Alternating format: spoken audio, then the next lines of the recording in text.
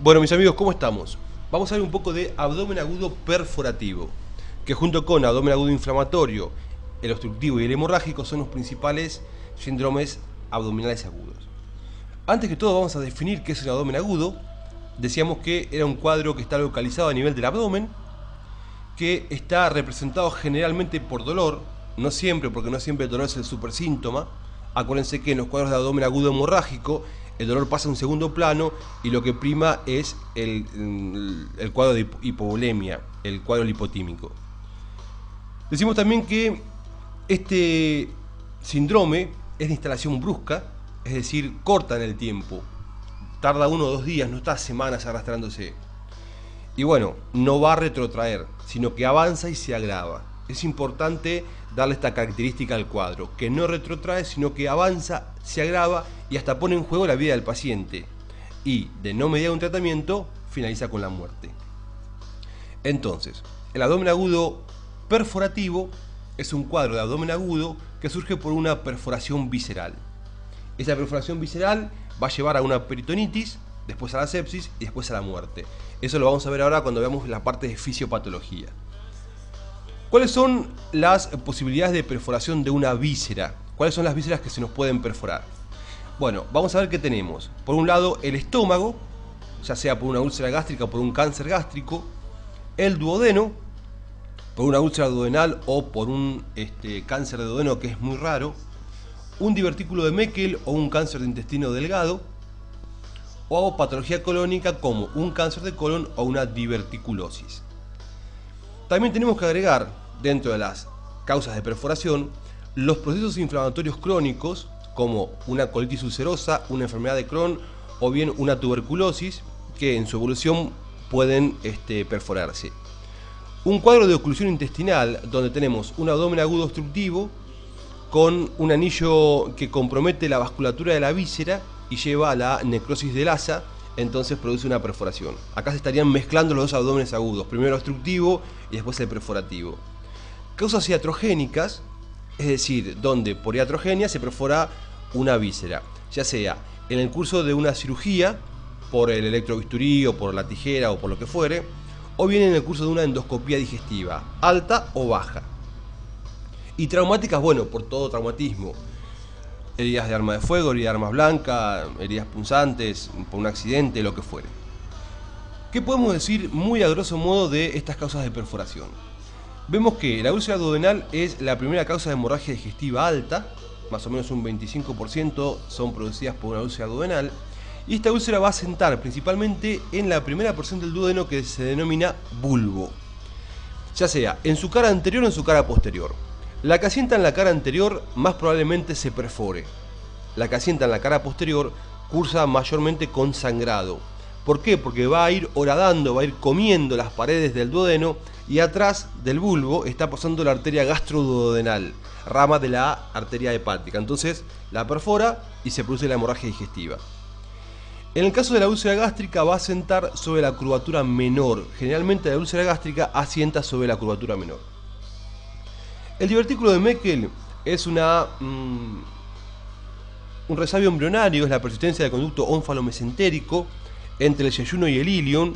Tiene una incidencia bastante baja, un 3,2% de la población, y va a estar localizado en el borde antimesentérico del intestino delgado, entre 0 y 1,8 metros de la válvula ileocólica hacia proximal. Se busca el ciego, la válvula ileocólica, y se avanza hacia atrás, hacia arriba, digamos, hacia proximal, y entre ese punto y 1 metro o casi 2 se puede encontrar el divertículo de Meckel. Es una herniación de todas las capas del intestino sobre la serosa y va a presentar una mucosa que es heterotópica. En realidad, el 50% de los casos tienen una mucosa normal, mucosa intestinal normal. El otro 50% de los casos puede tener una mucosa gástrica o mucosa pancreática. Esto hace que pueda ulcerarse, sangrar y perforar. Las complicaciones más frecuentes y en orden de frecuencia de un divertículo de Meckel son hemorragia, obstrucción, inflamación y perforación. O HOIP, como OIP, como orificio inguinal profundo, pero con H, HOIP. Hemorragia, obstrucción, inflamación y perforación. Lo más probable es que sangre por una úlcera, que se obstruya, que actúe como cabeza de intussusección, que se inflame porque se obstruye la luz y se acumulan secreciones y se produce la inflamación, o que se perfore por esta úlcera que fue avanzando. El cáncer de delgado es muy poco frecuente, hay un cáncer de delgado cada 50 o 80 de colon, fíjense lo infrecuente que es, con una incidencia de un 1 a un 5% de todos los tumores del tubo digestivo, o sea que es muy poco. Se da a nivel del intestino delgado distal, es decir, del ilion, y en su anatomía patológica puede ser un adenocarcinoma, que es lo más común, o bien un carcinoide.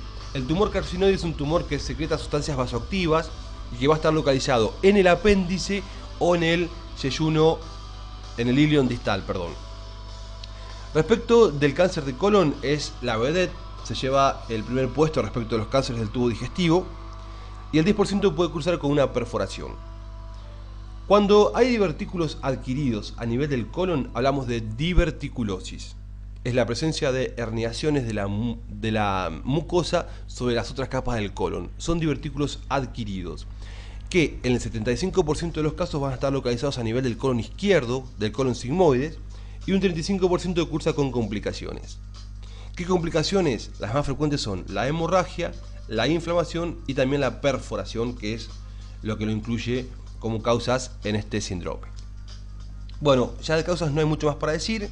Un poco, a grosso modo, vamos a hablar de la fisiopatología. Esto está mal escrito, fisiolopatología, pero bueno, sepan perdonar, no sean tan guachos.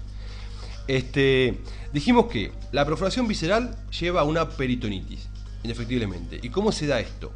La peritonitis puede ser primaria, secundaria o terciaria. Esto también se suele preguntar. La primaria es la que se genera, en realidad no espontáneamente, pero se genera con un foco que está lejos del peritoneo. Ya sea una causa respiratoria, una otitis, una cirrosis, un síndrome nefrótico. Esas son las causas que se asocian a una peritonitis primaria. Las secundarias son la evolución de un proceso localizado en el abdomen. Por ejemplo, un abdomen agudo inflamatorio, un abdomen agudo perforativo, y acá lo tenemos. Es decir, un foco abdominal que evoluciona. La peritonitis apendicular, la peritonitis colecistítica, la peritonitis por pancreatitis, la peritonitis por diverticulitis, la peritonitis por perforación, todas esas son secundarias. Acuérdense porque se pregunta. Y las terciarias son las que surgen por una sepsis abdominal crónica.